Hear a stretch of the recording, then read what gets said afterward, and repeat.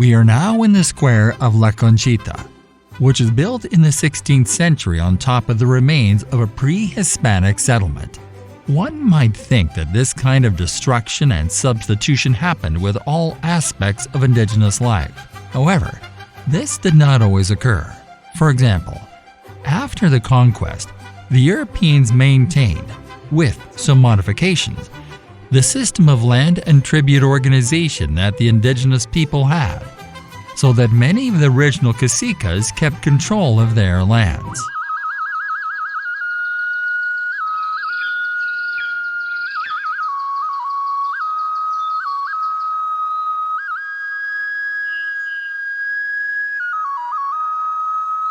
A majority of Coyoacan and Xochimilco was ruled by the indigenous lord Istolink I. This cacique became an ally of Hernan Cortes during the conquest and accompanied him in several war campaigns.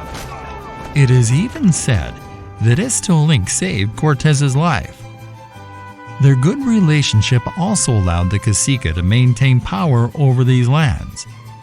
However, years later, Cortes began to claim certain territories of Istolink, and finally, they got into a legal dispute.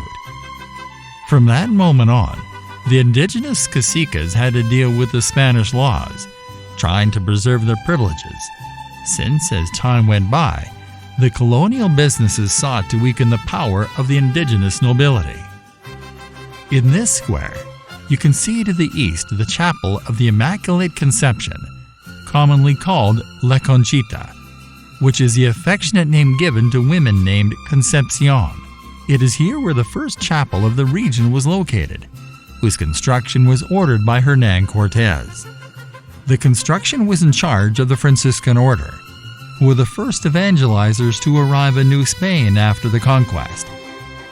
The chapel opened its doors in 1525, and it was there that the first Mass in the central region of the country was held.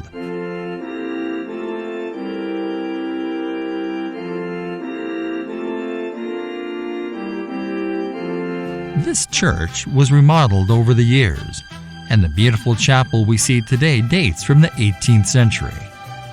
It has Baroque decorations with floral and plant motifs, and has been embellished by Mudéjar influence, a style that was developed in medieval Spain due to the coexistence of Muslims and Christians.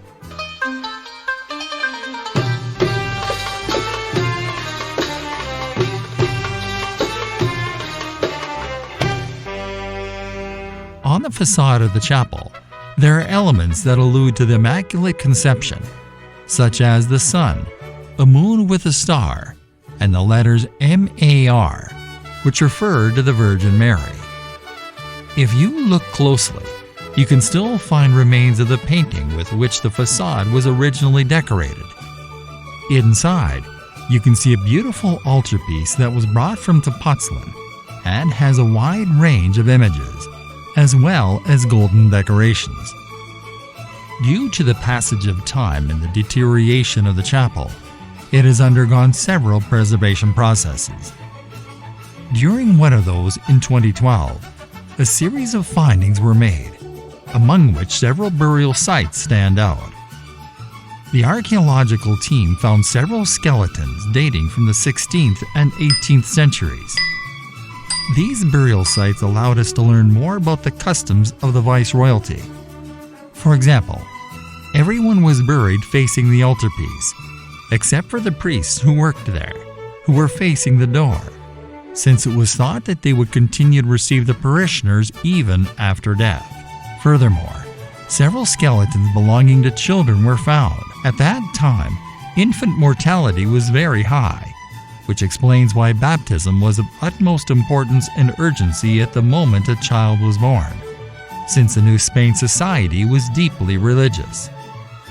At death, the boys were dressed as Saint Joseph, and the girls as the Immaculate Conception, and both wore little metal crowns with flowers.